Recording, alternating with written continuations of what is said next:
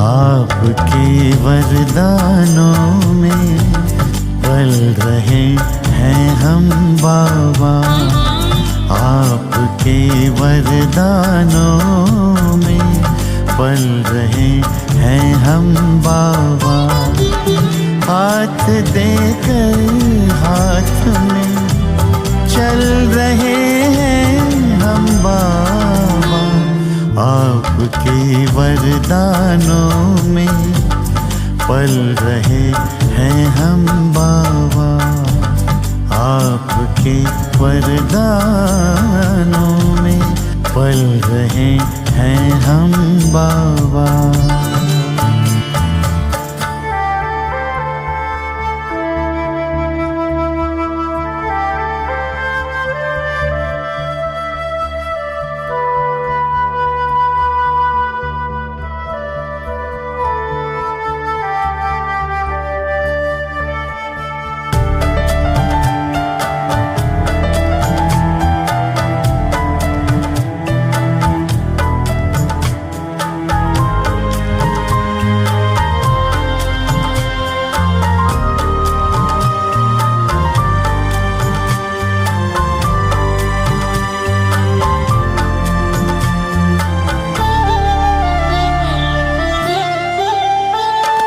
साकार में जो कहा हो रहा साकार है।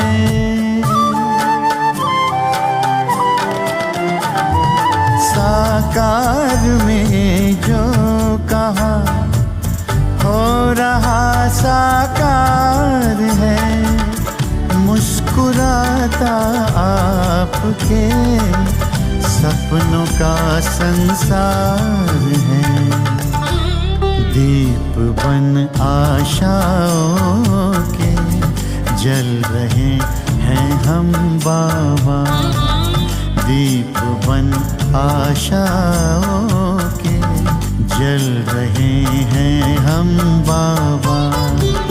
हाथ देकर हाथ में चल रहे हैं हम बाबा। आपके वरदानों में पल रहे हैं हम बाबा।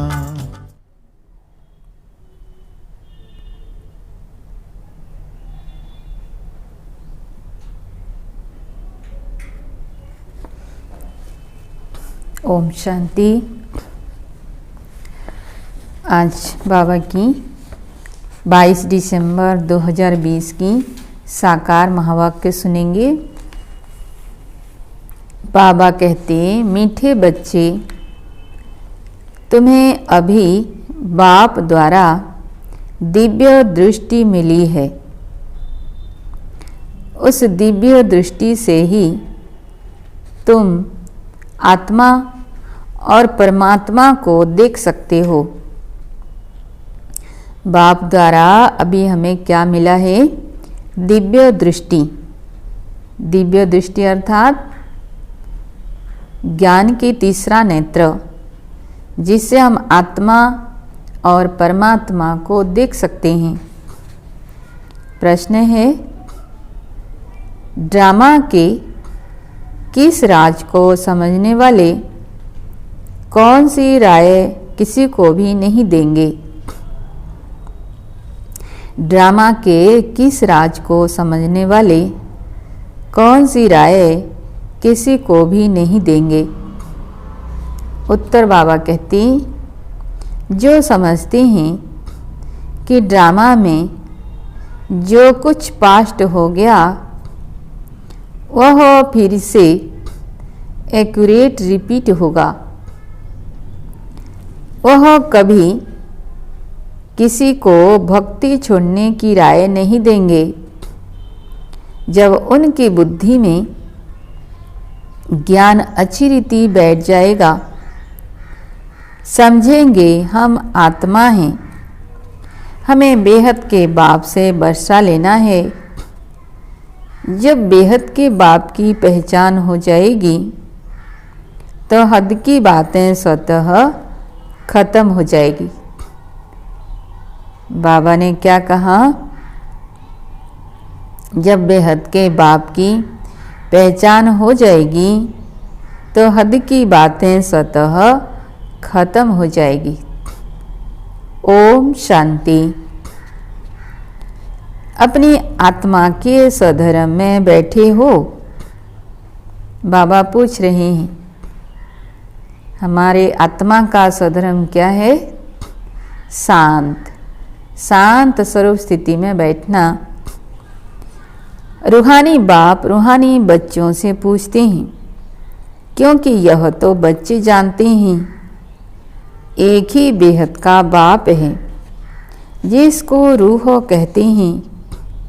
सिर्फ उनको सुप्रीम कहा जाता है। सुप्रीम रूह या परमात्मा कहते हैं। परमात्मा है जरूर, ऐसे नहीं कहेंगे कि परमात्मा है ही नहीं। बहुत लोग ऐसा ही कहते हैं कि परमात्मा है ही नहीं, क्योंकि उनका नाम रूप देश काल को जानते नहीं। परमात्मा माना परमात्मा, यह भी समझा गया है। मूंझना नहीं चाहिए, क्योंकि 5000 वर्ष पहले भी यह ज्ञान तुमने सुना था। आत्मा ही सुनती है ना। आत्मा बहुत छोटी सूक्ष्म है। इतना है जो इन आँखों से देखा नहीं जाता। ऐसा कोई मनुष्य नहीं होगा जिसने आत्मा को इन आँखों से देखा होगा, है ना। दुनिया में किसी को भी पूछो, आत्मा को किसी ने देखा है? आत्मा का स्वरूप कैसा है? बाबा कहते, देखने में आती है परंतु दिव्य दृष्टि से। आत्मा को इन स्थूल नेत्रों से नहीं देख सकते हैं, दिव्य दृष्टि से ही देख सकते हैं। सो भी ड्रामा प्लान अनुसार। अच्छा समझो, कोई को आत्मा का साक्षात्कार होता है जैसे और चीज़ देखने में आती है। भक्ति मार्ग में भी कुछ साक्षात्कार होता है, तो इन आँखों से ही वह दिव्य दृष्टि मिलती है जिससे चैतन्य में देखते हैं। आत्मा को ज्ञान चक्षु मिलती है जिससे देख सकते हैं, परंतु ध्यान में, भक्ति मार्ग में बहुत भक्ति करते हैं तब साक्षात्कार होता है। जैसे मीरा को साक्षात्कार हुआ, डांस करती थी। वैकुंठ तो था नहीं, 500-600 वर्ष हुआ होगा। उस समय वैकुंठ था थोड़ी ही।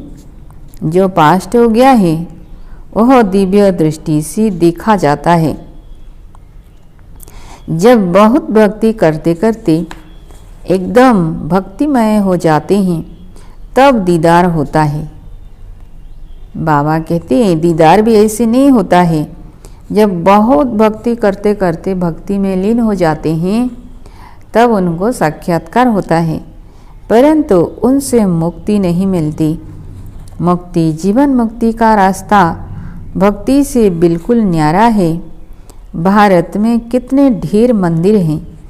शिव का लिंग रखते हैं, बड़ा लिंग भी रखते हैं, छोटा भी रखते हैं। अब यह तो बच्चे जानते हैं। जैसे आत्मा है वैसे परमपिता परमात्मा है। साइज सबका एक ही है। जैसे बाप वैसे बच्चे। आत्माएं सब भाई भाई हैं। आत्माएं इस शरीर में आती हैं पाठ बजाने। यह समझने की बातें हैं। यह कोई भक्ति मार्ग की दंत कथाएं नहीं है। ज्ञान मार्ग की बातें सिर्फ एक बाप ही समझाते हैं। पहले पहले समझाने वाला बेहद का बाप निराकार ही है। उनके लिए पूरी रीति कोई भी समझ नहीं सकते। कहते हैं वह तो सर्वव्यापी है। तो बाबा कहते यह कोई राइट नहीं। बाप को पुकारते हैं, बहुत प्यार से बुलाते हैं, कहते हैं बाबा आप जब आएंगे तो आप पर हम वारी जाएंगे। मेरा तो आप दूसरा न कोई, तो जरूर उनको याद करना पड़े। वह खुद भी कहते हैं, हे बच्चों, आत्माओं से ही बात करते हैं। इसको रूहानी नॉलेज कहा जाता है। गाया भी जाता है, आत्मा और परमात्मा अलग रहे बहुकाल, सुंदर मेला कर दिया जब सद्गुरु मिला दलाल। यह भी हिसाब बताया है, बहुत काल से तुम आत्माएं अलग रहती हो, जो ही फिर इस समय बाप के पास आई हो, फिर से अपना राजयोग सीखने। यह टीचर सर्वेंट है। टीचर हमेशा ओबीडिएंट सर्वेंट होते हैं। बाप भी कहते हैं, हम तो सब बच्चों का सर्वेंट हो, तुम कितना हुज्जत से बुलाते हो, हे पतित पावन, आकर हमको पावन बनाओ। सब हैं भक्तियाँ, कहते हैं, हे भगवान आओ, हमको फिर से पावन बनाओ। परंतु पावन दुनिया सड़क को, पतित दुनिया नरक को कहा जाता है। यह सब समझने की बातें हैं। यह कॉलेज अथवा गॉड फादरली वर्ल्ड यूनिवर्सिटी है। इसकी एम ऑब्जेक्ट है मनुष्य से देवता बनना। बच्चे निश्चय करते हैं, हमको यह बनना है। जिसको निश्चय ही नहीं होगा वह स्कूल में बैठेगा क्या? एम ऑब्जेक्ट तो बुद्धि में है। हम बैरिस्टर व डॉक्टर बनेंगे तो ऐसा पढ़ेंगे ना। निश्चय नहीं होगा तो आएंगे ही नहीं। तुमको निश्चय है, हम मनुष्य से देवता, नर से नारायण बनते हैं। यह सच्ची सच्ची सत्य नर से नारायण बनने की कथा है। वास्तव में यह है पढ़ाई, परंतु इनको कथा क्यों कहते हैं? बाबा कहते ये तो पढ़ाई है, परंतु इसको कथा क्यों कहते हैं? क्योंकि 5000 वर्ष पहले भी सुनी थी, पास्ट हो गई है। पास्ट को कथा कहा जाता है। नर से नारायण बनने की शिक्षा, बाबा कहते यह है नर से नारायण बनने की शिक्षा। बच्चे दिल से समझते हैं। नई दुनिया में देवताएं, पुरानी दुनिया में मनुष्य रहते हैं। देवताओं में जो गुण है वह मनुष्यों में नहीं है, इसलिए उनको देवता कहा जाता है। मनुष्य देवताओं के आगे नमन करते हैं। आप सर्वगुण संपन्न हो, फिर अपने को कहते हैं हम पापी नीच हैं। देवी देवताओं की महिमा गाते हैं और अपने लिए ग्लानि करते हैं, हम पापी हैं, नीच हैं। मनुष्य ही कहते हैं, देवताओं को तो नहीं कहते। देवताएं थे सतयुग में, कलयुग में हो न सके। परंतु बाबा कहते आजकल तो सबको श्री श्री कह देते हैं। श्री माना क्या है? श्रेष्ठ। सर्वश्रेष्ठ तो भगवान ही बना सकते हैं। श्रेष्ठ देवता सतयुग में थे। इस समय कोई मनुष्य श्रेष्ठ है नहीं। तुम बच्चे अभी बेहद का संन्यास करती हो। तुम जानते हो यह पुरानी दुनिया खत्म होने वाली है, इसलिए इन सब से वैराग्य है।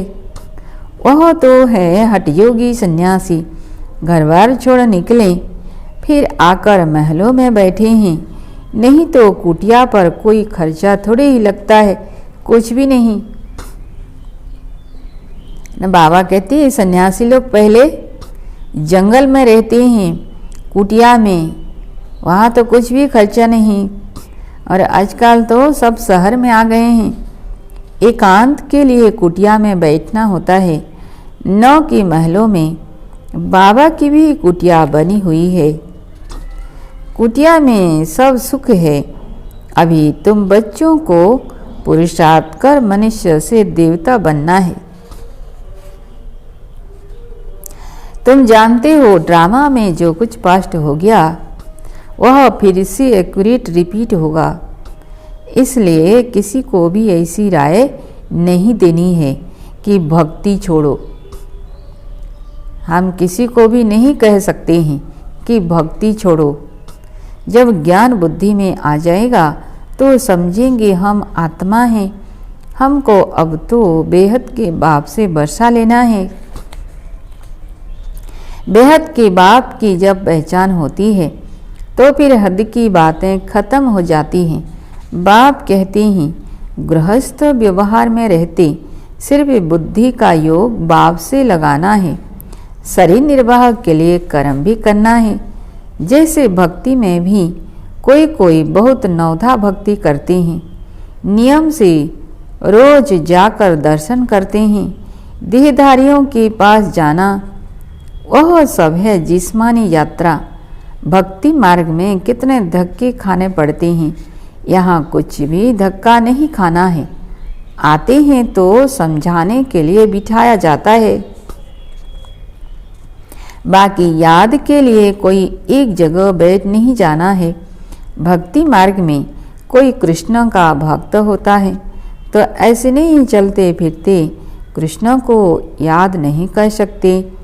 इसलिए जो पढ़े लिखे मनुष्य होते हैं कहते हैं कृष्ण का चित्र घर में रखा है, फिर तुम मंदिरों में क्यों जाते हो?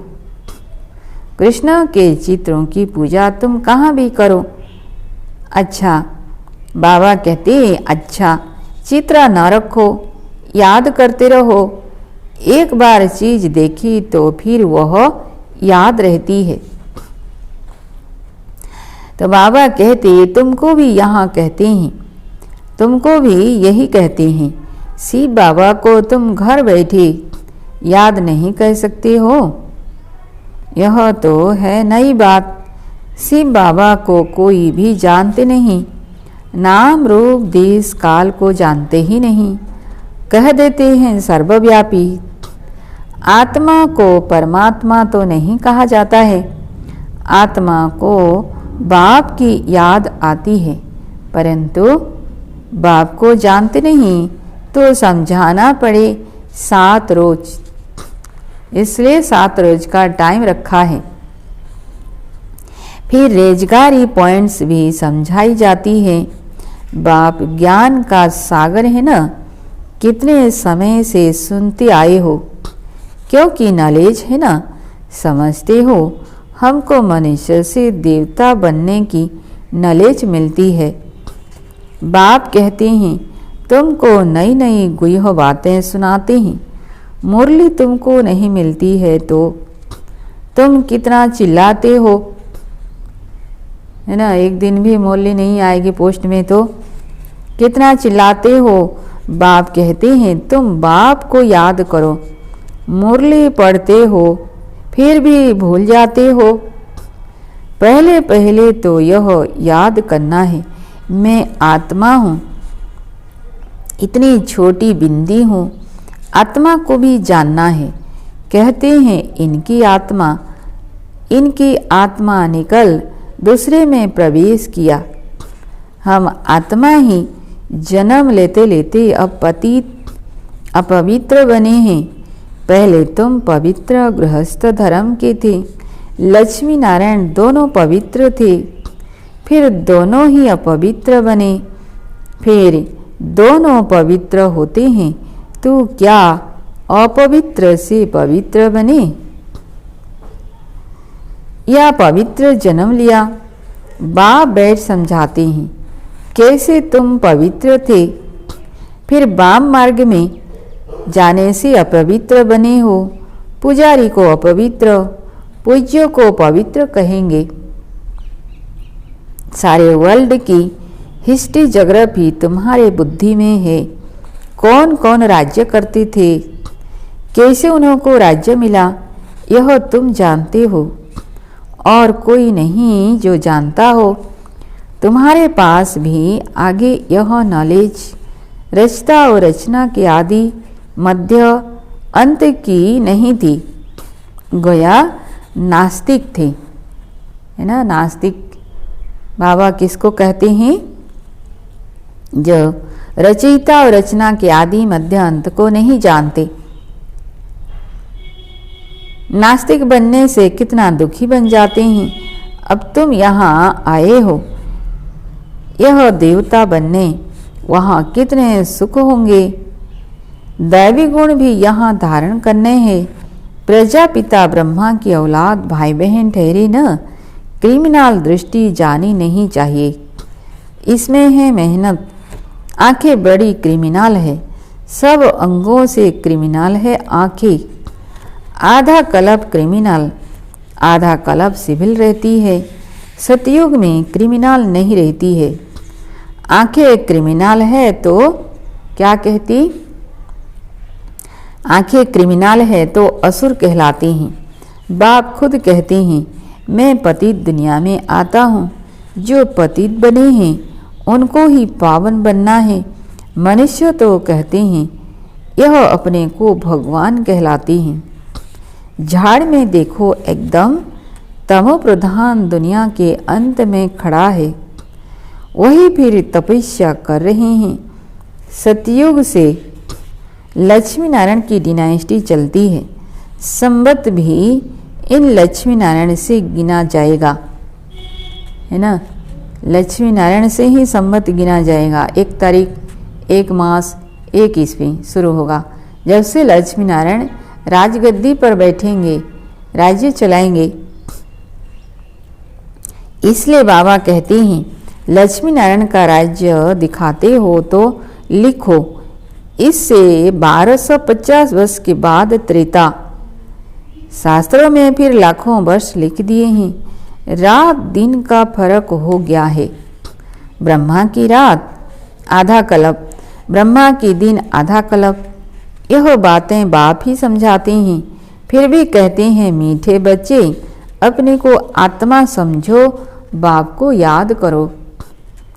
उनको याद करते करते तुम पावन बन जाएंगे। फिर अंतमति सुगति हो जाएगी। बाबा ऐसे नहीं कहते यहाँ बैठ जाओ। कभी भी बाबा ऐसा नहीं कहते कि यहाँ आश्रम में बैठ जाओ कि मधुबन में बैठ जाओ। सर्विसेबल बच्चों को तो बिठाएंगे नहीं। सेंटर्स, म्यूजियम आदि खोलते रहते हैं। कितने को निमंत्रण बांटते हैं। आकर गठली बर्थ राइट, विश्व की बादशाही लो। तुम बाप के बच्चे हो। बाप है स्वर्ग का रचयिता, तो तुमको भी स्वर्ग का वर्षा होना चाहिए। बाप कहते हैं मैं एक ही बार स्वर्ग की स्थापना करने आता हूँ। एक ही दुनिया है जिसका चक्र फिरता रहता है। मनुष्यों की तो अनेक मतें हैं, अनेक बातें हैं। मत मतांतर कितने हैं, इसको कहा जाता है अद्वैत मत। झाड़ कितना बड़ा है, कितनी टाल टालियाँ निकलती है, कितने धर्म फैल रहे हैं। पहले तो एक मत एक राज्य था, सारे विश्व पर इनका राज्य था। यह भी अभी तुमको मालूम पड़ा है। हम भी सारे विश्व के मालिक थे, फिर 84 जन्म भोग कंगाल बने हैं। अभी तुम काल पर जीत पाते हो। वहाँ कभी अकाले मृत्यु होता नहीं। यहाँ तो देखो बैठे बैठे अकाले मृत्यु होती रहती है। चारों तरफ मौत ही मौत है।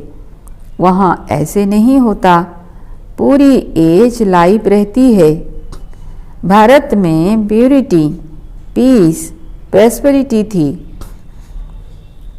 150 वर्ष एवरेज आयु थी। अभी कितनी आयु रहती है? ईश्वर ने तुमको योग सिखाया तो तुमको योगेश्वर कहते हैं। वहाँ थोड़े ही कहेंगे इस समय तुम योगेश्वर हो। याद रखो बाबा हमको क्या टाइटल देते हैं कि इस समय तुम योगेश्वर हो। तुमको ईश्वर राजयोग सिखा रहे हैं, फिर राजराजेश्वर बनना है। अभी तुम ज्ञानेश्वर हो, फिर राजेश्वर अर्थात राजाओं का राजा बनेंगे। अच्छा, मीठे मीठे से खिलते बच्चों प्रति माता पिता बाप दादा का याद प्यार और गुड मॉर्निंग। रूहानी बाप की रूहानी बच्चों को नमस्ते। हम रूहानी बच्चों की रूहानी बाप दादा को याद प्यार गुड मॉर्निंग और नमस्ते नमस्ते। ओम शांति। धारणा के लिए मुख्य सार। पहला पॉइंट, आँखों को सिविल बनाने की मेहनत करनी है। बुद्धि में सदा रहे हम प्रजापिता ब्रह्मा के बच्चे भाई बहन हैं। क्रिमिनल दृष्टि रख नहीं सकते। भाई बहन हैं तो क्रिमिनल दृष्टि रख नहीं सकते। दूसरा पॉइंट, शरीर निर्वाह अर्थ कर्म करते बुद्धि का योग एक बाप से लगाना है। हद की सब बातें छोड़ बेहद के बाप को याद करना है। बेहद का सन्यासी बनना है ना। क्या बनना है? बेहद का सन्यासी, अर्थात घर गृहस्थी में रहते हुए भी बुद्धि से बेहद का वैराग्य करना। वरदान है, सदा अतीन्द्रिय सुख की झूले में झूलने वाले संगम युग की सर्व अलौकिक प्राप्तियों से संपन्न भव। सदा अतीन्द्रिय सुख के झूले में झूलने वाले संगम युग की सर्व अलौकिक प्राप्तियों से संपन्न भव।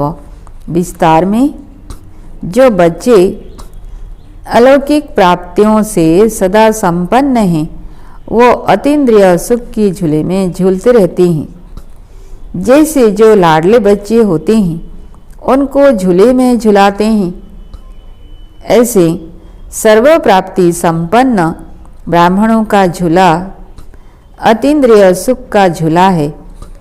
इसी झूले में सदा झूलते रहो। कभी भी देह अभिमान में नहीं आना। जो झूले से उतरकर धरती पर पांव रखते हैं वो मैले हो जाते हैं। बाबा कहते, जो झूले से उतरकर धरती पर पांव रखते हैं वो मैले हो जाते हैं।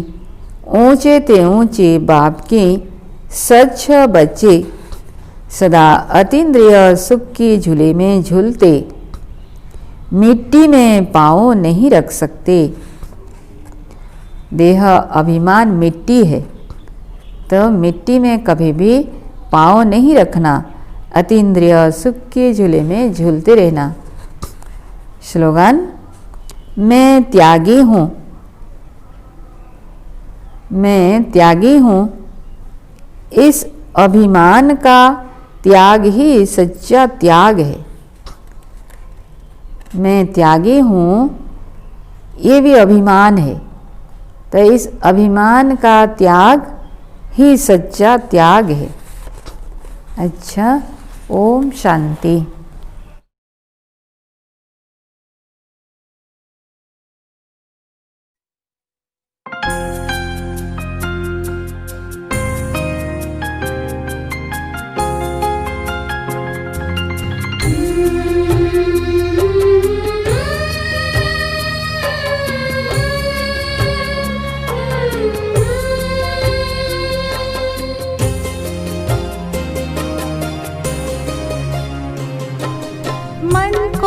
लगा लो विश्व पिता से, शांति से भर जाओगे।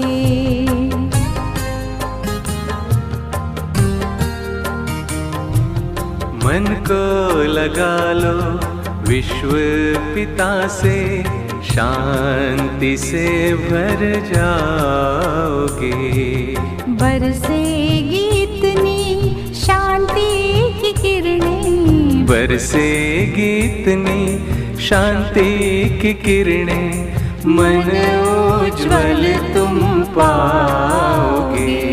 जीवन पावन बनाओ,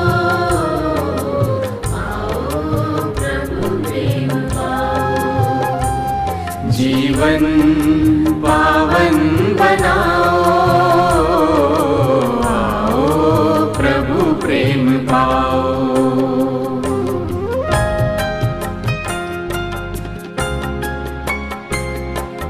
ज्ञान का यही सार है, खुद को समझो मैं आत्मा।